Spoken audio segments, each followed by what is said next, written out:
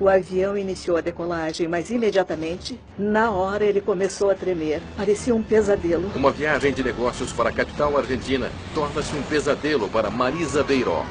Eu estava me preparando, porque eu sabia que alguma coisa ruim estava acontecendo.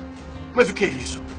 O voo 3142 da Lapa está com graves problemas. O avião cruzou uma rodovia movimentada e matou pessoas que estavam em seus carros. Marisa luta por sua vida. E depois, ela luta por justiça. E então comecei a pesquisar por que será que aquilo aconteceu. A resposta inesperada deixa uma nação em estado de choque. Para mim, isso não tem precedentes. É difícil imaginar que alguém faria isso.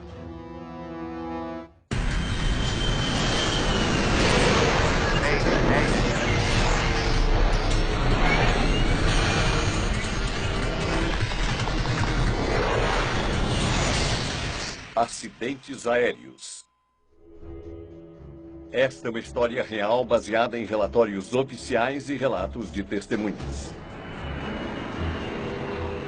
Discussões mortíferas. São 8h30 da noite, no aeroporto Jorge Newbery, em Buenos Aires, na Argentina.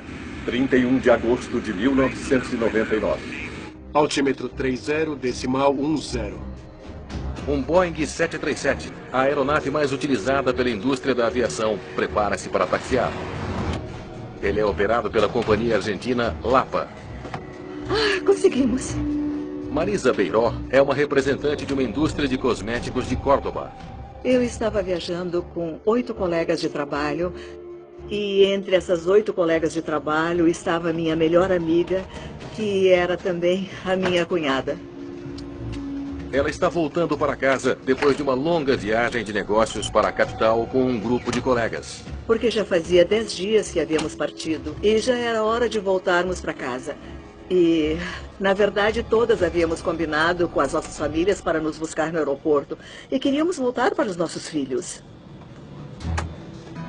Pois é. Jamaica? Não. Oi, comandante. Oi.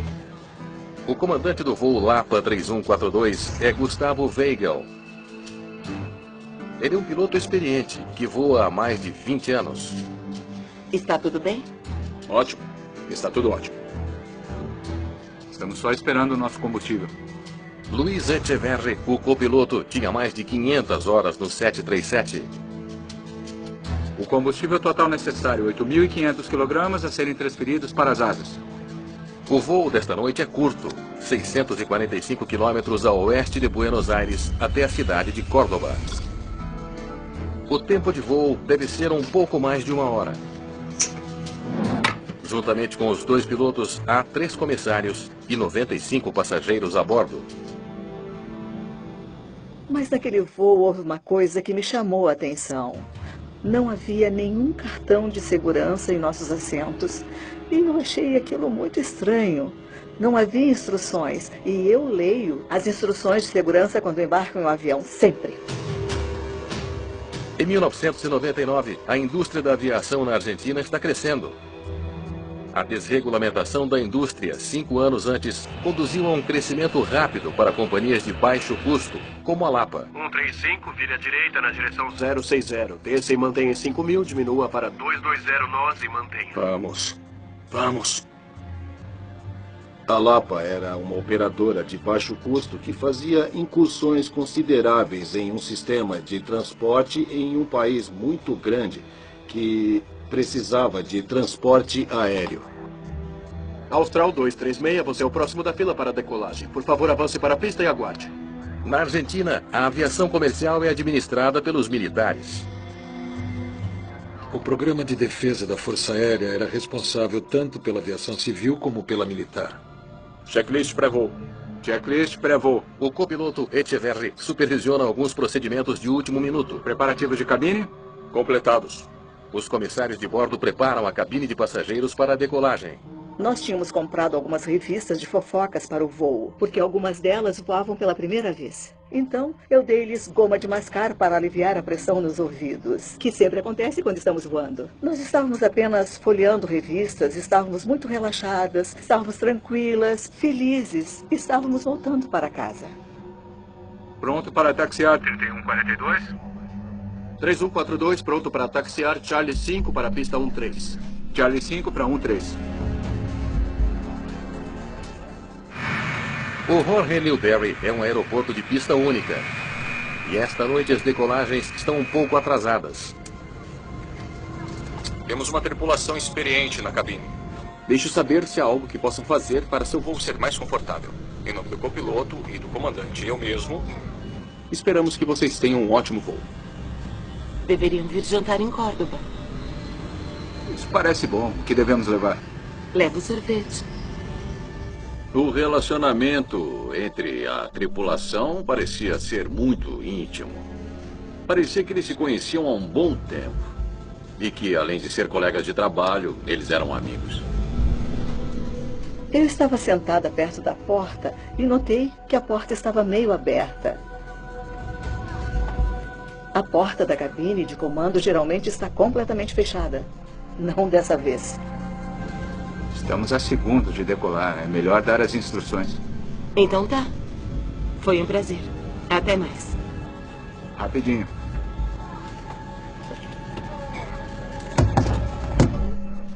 Decolar lá para 3142. Decolando.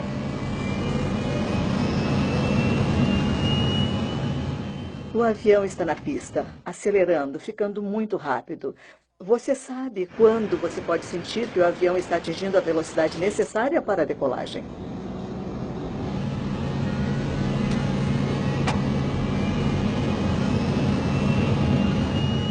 Enquanto a aeronave decola, fica imediatamente evidente que algo está errado. O avião começou a decolar, mas imediatamente começou a tremer, como se o avião fosse desmoronar.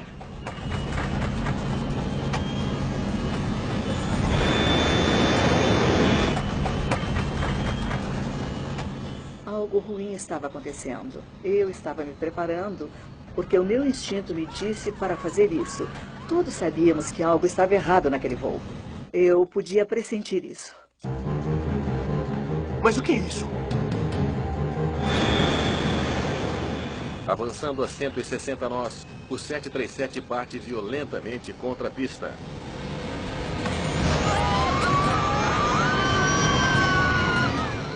Havia uma zona de segurança no final da pista, e ainda assim, a aeronave continuava em uma velocidade relativamente alta. Eles agora estão indo direto para uma rodovia movimentada e uma processadora de gás industrial. Pare, pare, pare, pare! Foi muito rápido. Eu apenas olhei para as minhas amigas e então coloquei a minha cabeça entre as minhas pernas. Não, não, não, não, não! O avião cruzou uma estrada movimentada. Sem aviso prévio, matou pessoas que estavam viajando naquele momento em seus carros. Não, não, não! Não!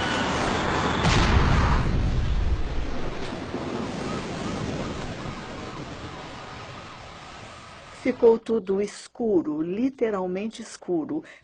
Era como se todas as pessoas que estavam à minha volta tivessem desaparecido, não estivessem mais lá. Eu estava prensada entre o assento da frente e o assento de trás de mim, que foi empurrado para a frente, me esmagando. Eu podia sentir o calor extremo ao meu redor. Eu estava sufocando, literalmente. Eu precisava sair, mas não conseguia soltar o meu cinto de segurança. Emergência, o voo 3142 da Lapa acaba de bater fora do perímetro do aeroporto. Os socorristas correm para o local do acidente, mas os sobreviventes a bordo não têm muito tempo. O fogo ameaça consumir todo o avião. Foi naquele momento que eu realmente senti que eu estava morrendo. E então foi que aconteceu algo que eu ainda não posso explicar. Talvez tenha sido um anjo, ou talvez Deus, eu realmente não sei. Mas alguém disse, saia, saia.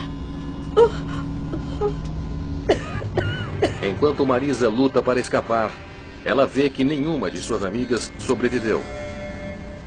Eu olhei em volta e então percebi que todas já estavam mortas.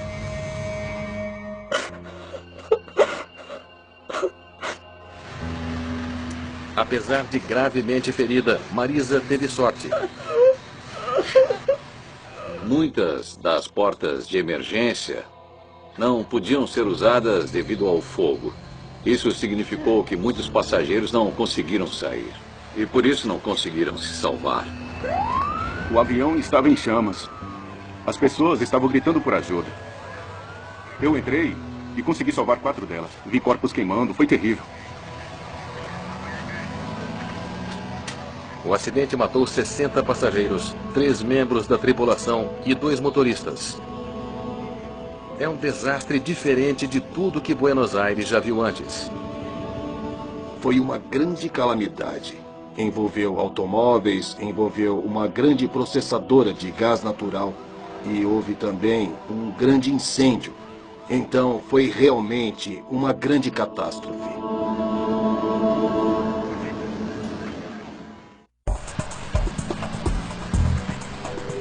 A notícia do acidente do avião da Lapa se espalha rapidamente através da capital argentina. Em Buenos Aires, vivem e trabalham membros da unidade de investigação de acidentes aéreos do país, que chegam ao local em minutos e têm um vislumbre raro das consequências imediatas. Tem muita fumaça, é difícil ver qualquer coisa. Horácio La Roça é um dos investigadores mais experientes. Você tenta se concentrar no trabalho e procurar detalhes que mais tarde podem ser mais difíceis de encontrar, uma vez que as equipes de resgate tenham terminado o seu trabalho. Então, você precisa prestar atenção aos detalhes e certificar-se de que nada passe despercebido. Essa foi minha primeira experiência em um grande acidente. Embora tenhamos treinado e estivéssemos preparados para esse tipo de situação, é outra coisa ver uma catástrofe com tanto movimento de ambulâncias, pessoas feridas, policiais e todo o resto. Então, tudo isso foi muito complicado. Nenhum dos pilotos sobreviveu. Ok, muito obrigado. Tanto o comandante Weigel quanto o copiloto Echeverri estão mortos. Qualquer esperança de descobrir o que deu errado reside nos destroços. A primeira providência é fazer uma inspeção visual do local do acidente, olhando para todos os componentes, tentando colocar-se na situação, o que é muito difícil quando há tanto dano e fogo. Eles decolam aqui, mal saem do chão, saem da pista aqui, finalmente eles param aqui.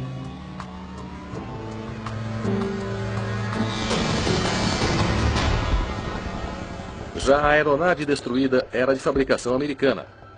A National Transportation Safety Board envia uma equipe para ajudar os argentinos. Estamos aqui para ajudar. Eu era o representante credenciado dos Estados Unidos para a investigação oficial. Rodrigo? Oi. É um caso em que houve uma enorme preocupação por parte do público e um grande incentivo para tentar solucionar o caso de uma maneira definitiva e rápida. Em qualquer acidente de decolagem, você analisa uma variedade de fatores. Alguns deles se relacionam com a potência dos motores. Os motores estavam produzindo uma quantidade adequada de potência? Quando você analisa os motores após um acidente, há sinais muito claros que mostram se os motores estavam funcionando ou não estavam funcionando. Olha ali e ali. Parece que estas lâminas estavam girando. O tipo de dano sofrido pelas lâminas da turbina diz aos investigadores que os motores estavam funcionando normalmente quando atingiram o chão. Não houve falha de motor. Ora, veja só isso. Mas outra coisa relacionada aos motores chama a atenção imediatamente. Um dos reversores de empuxo do avião está acionado. Lembro-me perfeitamente de que as portas desses reversores de empuxo pareciam estar abertas. Os reversores de empuxo só devem ser acionados durante o pouso. Eles ajudam a diminuir a velocidade do avião, redirecionando o escape dos motores. Há portas que caem sobre o escape do motor como uma marcha ré, de certa forma que vai contra o movimento para frente. Se um reversor fosse acionado na decolagem, poderia causar um desequilíbrio catastrófico no empuxo. Então, nós estávamos muito preocupados com a forma como esses reversores de empuxo tinham ficado naquela posição. Veja aqui. Os flaps não estavam acionados. Os investigadores estudam as asas do avião acidentado e logo fazem outra descoberta. Eu pude observar com alguns dos meus colegas que os flaps da aeronave aparentemente não estavam estendidos. Eles não foram acionados. Vamos tirar essa parte da asa daqui. Para a decolagem, os pilotos do 737 devem sempre estender os flaps das asas. Os flaps aumentam a área da asa e oferecem sustentação adicional. Sem eles, um 737 totalmente carregado não consegue sair do chão. Os investigadores precisam determinar como os flaps acabaram nessa posição. Eles se retraíram durante o acidente? Ou simplesmente nunca foram acionados? Quando você vê algo fora do lugar, como a posição dos flaps, você começa a se perguntar o que aconteceu. Alguém recolheu os flaps ou alguma intervenção eletrônica ou hidráulica fez os flaps se retraírem? Precisamos estudar todo o sistema. Então tivemos que coletar todas as provas, observar tudo o que podíamos observar e então tentar provar o que houve naquele acidente. Com os reversores e os flaps exigindo exames mais intensivos, a equipe se concentra na busca das caixas pretas do avião. A importância dos gravadores de voo na investigação de acidentes nunca pode ser subestimada. Muitas vezes elas são as provas mais fundamentais em uma investigação. E não demoram para eles as encontrarem. Mas há um problema. Assim como os reversores de empuxo, ambos os gravadores estão muito danificados e não há instalações na Argentina equipadas para analisá-los. Eles precisam ir a Washington, 8.400 quilômetros para o norte. Isso custará à investigação um tempo valioso.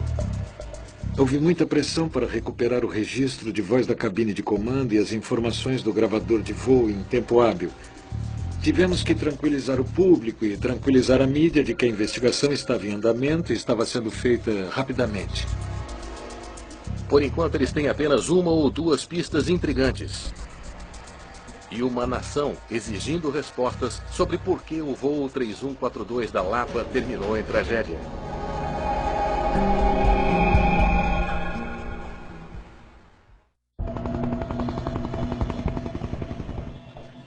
Os destroços do voo Lapa 3142 estão em um bairro movimentado de Buenos Aires. Eu não quero deixar nada para trás. Peguem tudo.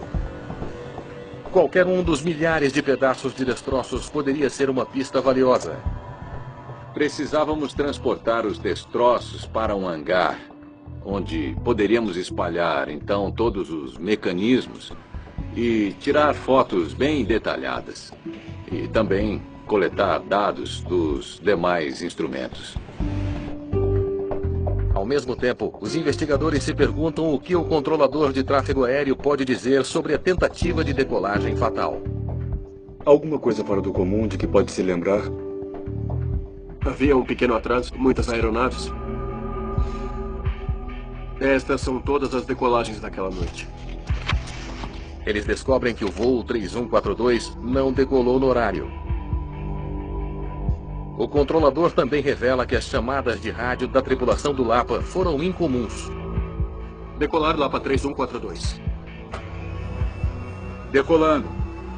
O copiloto, por vezes, não repetiu as instruções, nem deu o prefixo do voo. Se você conseguir pensar em mais alguma coisa, por favor, ligue para mim. Claro. Infelizmente para os investigadores, o controlador não tem mais informações novas para ajudá-los. O motivo do voo da Lapa dar tão horrivelmente errado ainda é um mistério.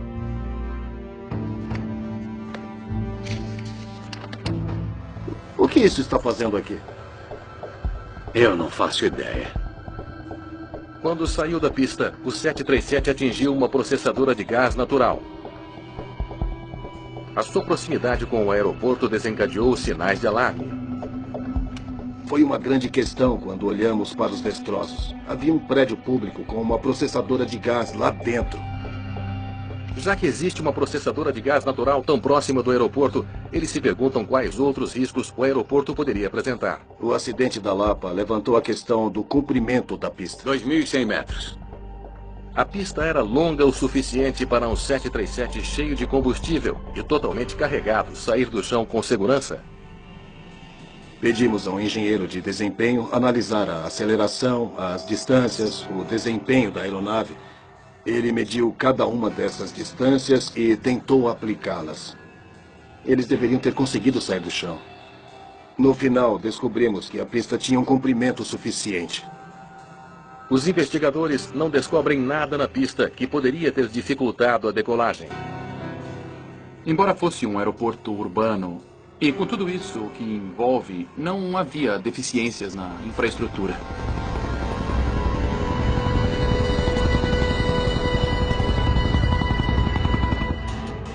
A equipe segue com o trabalho em busca de pistas. Certo. Vamos começar com o mais óbvio. Reversores de empuxo. Uma vez que os destroços foram levados para o hangar, houve uma oportunidade para examinar cuidadosamente alguns dos danos externos nas superfícies metálicas, particularmente dos reversores de empuxo. Esta coisa foi muito castigada. Eles acham danos no reversor de empuxo que não parecem ter se originado no impacto com o chão. Uma luz quebrada no final da pista fornece um indício. Não há mais nada nesse avião que poderia ter atingido algo tão baixo. O dano à luz e ao reversor de empuxo confirmam que o reversor estaria acionado antes do impacto. Sabíamos então que uma das portas do reversor de empuxo atingiu uma luz de pista no final da pista. Essa foi uma coisa muito elementar ao confirmar que o reversor de empuxo foi acionado. O reversor de empuxo continua sendo um possível culpado. Os outros suspeitos primários são os flaps recolhidos. Os flaps são muito importantes, particularmente porque permitem velocidades mais lentas para a decolagem e velocidades mais lentas também para o pouso. Os flaps do Lapa 3142 foram estendidos para a decolagem? Para tentar responder a essa pergunta crítica, a equipe examina cuidadosamente todo o mecanismo dos flaps. Cada fio, engrenagem e cada parafuso. Os atuadores parecem perfeitos. A parte que controla o movimento dos flaps é chamada de parafuso helicoidal. O parafuso helicoidal funciona como um macaco usado para levantar um carro. À medida que gira, move uma porca que estende ou recolhe os flaps. Essa porca viaja ao longo do eixo. Ela para em vários lugares para indicar vários graus de extensão dos flaps de uma posição 0 em um extremo para a posição completamente estendida, lá do outro lado. Estudando os parafusos, eles fazem uma descoberta crucial. Nós descobrimos que as porcas no parafuso estavam na posição recolhida. Isso significa que os flaps não estavam estendidos enquanto o avião percorria a pista. Não é possível que o parafuso tenha se movido durante o acidente, porque essa rosca e essa porca são realmente muito fortes. Não pode escorregar. 6 dentre 8 parafusos foram encontrados e todos estavam na mesma posição. Ok. A alavanca dos flaps na cabine de comando confirma a descoberta. A alavanca está bem castigada, mas com certeza parece que está na posição dos flaps recolhidos. Tinha deixado uma marca na alavanca dos flaps. Estava na posição para cima. Portanto, não havia chance alguma de ter se movido durante o acidente. Não tinha chance nenhuma. Todos os sinais estão apontando para uma conclusão desconcertante. Parece que os pilotos nunca estenderam os flaps para a decolagem. Decolando. Diante desta evidência, os investigadores agora enfrentam uma questão ainda mais difícil. Como eles poderiam tentar uma decolagem com os flaps nessa posição?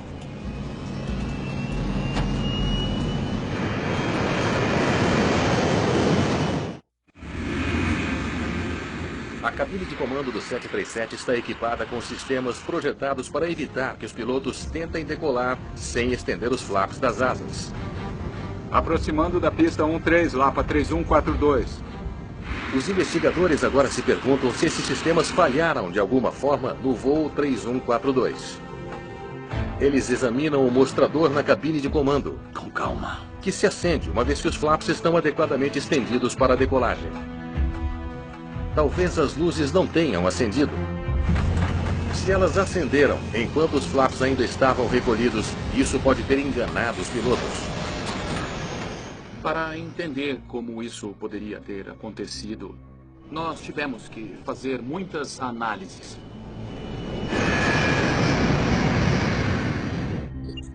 Quando uma luz está desligada, o filamento fica frio e quebradiço. Em um acidente, as forças de impacto geralmente quebram os filamentos frios. Mas um filamento quente de uma luz acesa, em vez disso, pode se esticar. A pequena lâmpada logo fornece uma pista importante. O filamento está partido. Eles não estavam vendo as luzes dos flaps.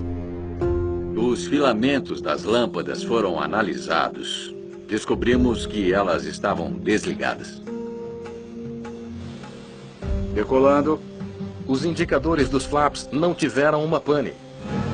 As luzes nunca se acenderam porque os flaps nunca foram acionados. Mas os pilotos, por algum motivo, iniciaram a rolagem para a decolagem assim mesmo. Os investigadores sabem que os sistemas de alerta da cabine de comando têm redundância integrada para maior segurança. Juntamente com as luzes indicadoras dos flaps, também há um alarme que soa se os pilotos começam a decolar sem os flaps acionados. O alarme dispararia assim que começassem a se mover. Como o sistema de alerta de decolagem não alertou a tripulação sobre essa condição, nós precisávamos descobrir se esse sistema realmente não deu um alerta.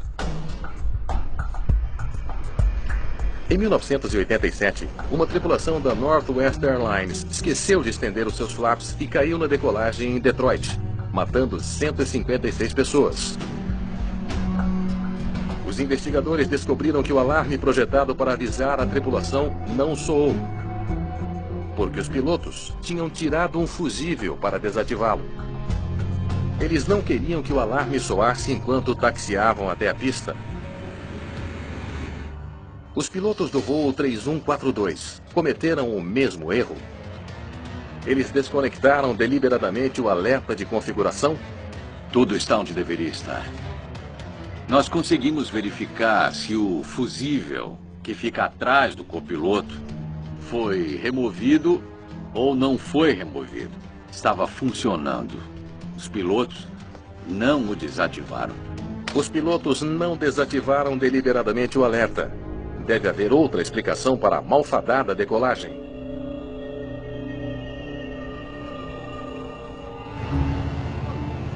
Enquanto isso, em toda a Argentina, a frustração com a falta de respostas sobre o acidente continua a crescer. Era um desastre de grandes proporções para eles, e uma coisa assim nunca tinha acontecido lá antes.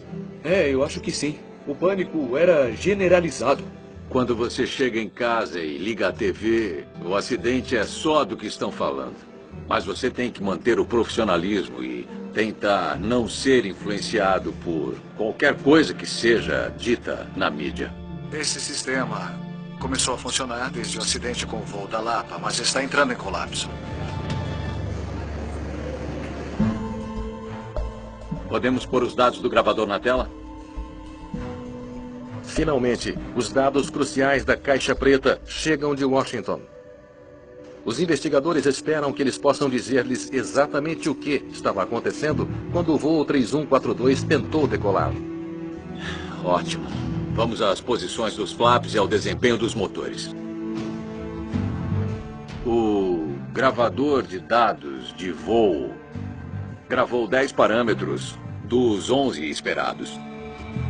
Como pensamos, sem flaps. Os dados confirmam as suas descobertas anteriores. Esse foi um dos parâmetros mais importantes. Os flaps estavam em zero durante todo o tempo na pista. Eles não foram acionados. Sem problema com o desempenho dos motores. Quando analisamos a razão de pressão dos motores, confirmamos ainda mais a ideia de que houve uma tentativa normal de decolagem. O gravador de dados não indica se os reversores de empuxo foram acionados ou não. Mas os dados de energia do motor fornecem um forte indício disso. Parece que os reversores foram acionados aqui. Quando o reversor de empuxo é acionado, os pilotos também aumentam o empuxo do motor para maximizar o poder de parada e diminuir a velocidade do avião. Os dados sugerem que no último momento, em um esforço para evitar o desastre, os pilotos acionaram os seus reversores de empuxo e aumentaram a potência. A razão de pressão dos motores subiu, e então ela desceu. E isso ficou muito claro. E então voltou a subir, provavelmente pela reversão do empuxo. Volte aos dados completos, por favor.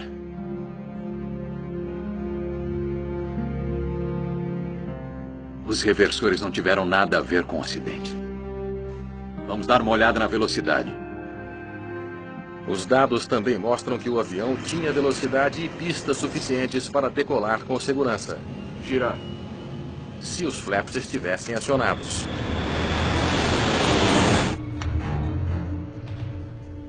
Eis o que os dados nos dizem. Na V1 estão aqui, com 840 metros de pista ainda à frente deles. No momento que você chega ao V1, não é mais seguro tentar parar na pista, porque você não tem pista suficiente para parar. Sem flaps, eles estolaram. Levaram o avião até aqui, a 50 metros do final da pista. Não havia jeito de pararem a tempo. Os investigadores têm uma pergunta intrigante. Eles tiveram até este ponto para abortar a decolagem com segurança. Por que não o fizeram? Mas o que é isso?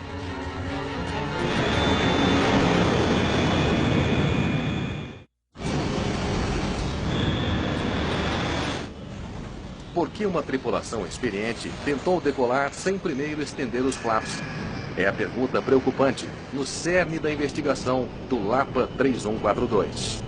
Não, não, não, não, não, não, não, não! Você se pergunta o que aconteceu nessa aeronave? O que aconteceu nessa operação? Você se pergunta por que uma ação como essa não aconteceu quando ela é indispensável para o voo? Os investigadores se voltam para o gravador de voz da cabine de comando para obter respostas. A única possibilidade estava no gravador de voz. Está tudo bem? Ótimo. Está tudo ótimo. Começam por ouvir o que estava acontecendo antes da decolagem. Esperando o nosso combustível. Então, além dele... Está interessado em mais alguém? Sim, mas você não o conhece. Não o vejo há algum tempo. O que eles ouvem da tripulação é surpreendente. Tudo está ficando complicado. Você está partindo o meu coração. Não é só inesperado, mas altamente não profissional. Eles deveriam estar executando as checklists. Eles são obrigados a ter uma chamada cabine de comando estéreo. Uma vez que você inicia os motores e até os 10.000 pés, você fala apenas sobre procedimentos operacionais. Você não fala sobre problemas pessoais, você não fala sobre questões não relacionadas a isso, e isso é para evitar distrações. Deveriam vir jantar em Córdoba. Parece bom. O que devemos levar?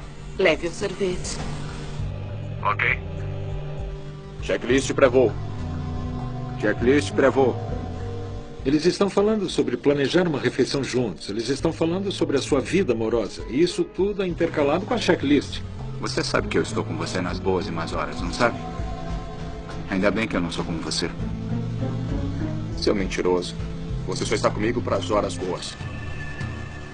Preparativos da cabine? Completados. As checklists foram interrompidas e realizadas incorretamente. Jantar, namorados, preparativos da cabine. Eles não estão seguindo os procedimentos normais. Qualquer um deles poderia ter insistido nisso. Os flaps fazem parte da checklist pré-voo. Eles ao menos fizeram isso. Freios de estacionamento? Acionados. Papel? Nós não temos papel. Eu nem sei qual checklist eles estão fazendo. Antigelo? Desligado. Alavanca de aceleração. Em ponto morto. Pronto para taxiar, 3142. 3142, pronto para taxiar Charlie 5 para a pista 13. Charlie 5 para 13. Sem menção de flaps, eles estão começando a taxiar. Aproximando da pista 13, lá para 3142. Não fome tudo, me dá pelo menos uma tragada. Os investigadores agora ouvem algo que confirma sua visão de uma tripulação irresponsável. Uma tragada só pode deixar você velho e cinza. Obrigada. Eles estão fumando na cabine de comando. Eles estavam compartilhando um cigarro, o mesmo cigarro. Os três estavam passando um cigarro, que é proibido pela empresa. Não é permitido fumar na cabine de comando. Já vamos decolar. É melhor você ir lá para trás e botar o cinto. Está bem, rapazes. A razão pela qual a tripulação não estendeu os flaps agora está clara. Rapidinho. Eles estavam distraídos demais por seu próprio comportamento descuidado. Decolar lá para 3142. Os investigadores agora se perguntam se os pilotos ouviram um alarme, avisando-os de seu erro fatal enquanto aceleravam pela pista. Decolando. Uma questão principal era: você ouve algum alerta de decolagem na gravação? Aí está. O som do alarme era alto. Pôde ser ouvido perfeitamente no gravador de voz muitas e muitas vezes. Foi um alarme do sistema que advertiu que, nessa situação, a aeronave não poderia voar. Ela não era capaz de fazer uma decolagem segura. O que aconteceu? Mas o que é isso? É o da esquerda? Incrivelmente, os pilotos não parecem perturbados pelo alerta. Eu não sei o que é esse alarme. Tudo parece ótimo. Aperte a pausa. Como eles podem ignorar isso? O comandante ouviu o aviso de configuração. Ele fala sobre isso 2 vezes e diz que não sabe o que é. No entanto, ele prossegue com a decolagem. Continue. 80 nós. Confere. Velocidade de decolagem. Eles estão ouvindo esse alarme há 36 segundos. P1. O alerta de configuração era tão alto que mal se pôde ouvi-los falando sobre ele. Girar. Ele foi projetado especificamente para avisar os pilotos para não decolar. A equipe de investigadores agora está pasma. Como uma tripulação pode esquecer de realizar um dos procedimentos de decolagem mais básicos e depois passar a ignorar o alarme alto e persistente projetado para alertá-los para o seu gravíssimo erro? Eu acredito que eles não entenderam a importância desse alarme, que era absolutamente crítico para a decolagem. Eles não entenderam. 65 pessoas perderam a vida porque a tripulação não estava prestando atenção ao que estava fazendo. A questão essencial agora é como essa tripulação ficou no comando de um avião de passageiros. Ouvir o comportamento da tripulação levanta as questões sobre a empresa e sobre a supervisão da empresa, bem como sobre o indivíduo. Não, pare!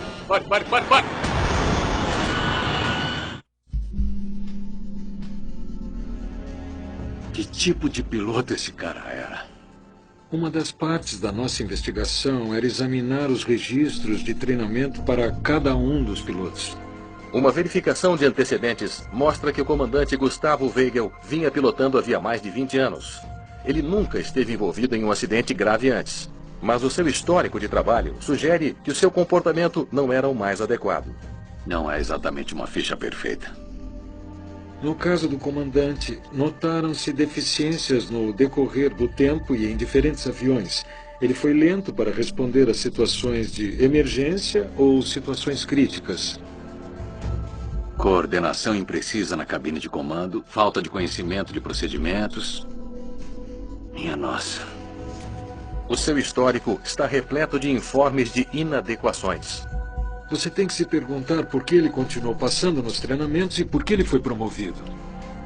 Além de suas promoções, Os investigadores se perguntam por que a Lapa escolheu contratar esse comandante. Um olhar atento nos registros corporativos da empresa oferece uma possível explicação. Parece que a companhia aérea estava se expandindo tão rapidamente que tinha dificuldade para manter padrões de treinamento e supervisão de pilotos. Muitas vezes, em tempos de grandes mudanças, pode haver casos em que questões como disciplina na cabine de comando não sejam aplicadas tanto quanto deveriam ser se a empresa fosse mais dedicada. Não acompanharam seu próprio sucesso. Se uma organização está se expandindo e se estendendo para ter muito mais aviões, com mais tripulações, gerenciando quantidades cada vez maiores de passageiros, é sempre um fator de risco se essa organização não for bem gerenciada. Está tudo bem? Ótimo, está tudo ótimo. Ninguém está mais assustado com as falhas da Lapa do que Marisa Beiró. Nós conseguimos. Ela perdeu 8 amigas e sofreu ferimentos graves. Quando eles me levaram para o hospital, 60% do meu corpo tinha sido queimado. Eu tive uma grave queimadura na minha traqueia por causa da inalação de fumaça e do calor. Hoje, olhando para mim, você nunca saberia. Mas se você ler a minha ficha hospitalar, vai ver que eu realmente fiquei à beira da morte. Eu não conseguia entender, eu não conseguia compreender como é que um acidente daqueles foi acontecer. Eu não conseguia entender. Nos primeiros 5 meses em que eu estive no hospital, não tive permissão para conversar sobre o acidente, ouvir ou assistir a notícias sobre o acidente. Não me permitiam saber nada. Então comecei a acompanhar os relatórios da investigação, descobrir mais sobre a vida do piloto. Comecei a perguntar por que aconteceu aquilo. E realmente comecei a fazer perguntas. Por que aconteceu? Quando finalmente descobre a causa de toda a sua dor, Marisa fica horrorizada.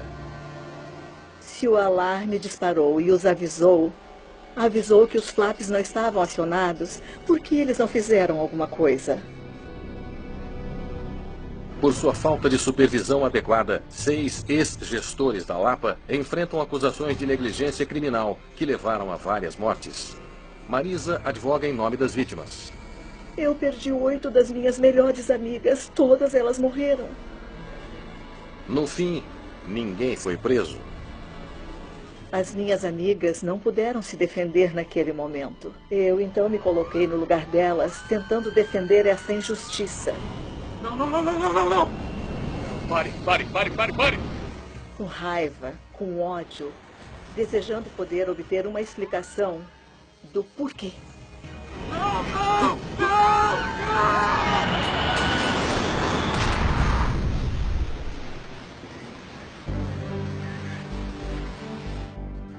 Em seu relatório final, os investigadores enfatizam a necessidade de os pilotos cumprirem sempre a regra da cabine de comando estéril. A regra que restringe a conversa da tripulação e ajuda a minimizar distrações durante partes críticas do voo. Eles também pedem um melhor treinamento dos pilotos, para garantir que as tripulações possam reconhecer e responder aos alarmes da cabine de comando. Nas últimas 2 décadas, a Argentina deu grandes passos na melhoria da segurança da aviação. No quadro geral, o acidente com o avião da Lapa foi o que deu início ao progresso aeronáutico que foi feito na Argentina. O objetivo final de qualquer investigação é melhorar o sistema. Isso é o que as investigações de acidentes fazem. Sempre há uma lição a ser aprendida e comunicada para melhorar a segurança aérea e evitar novos acidentes.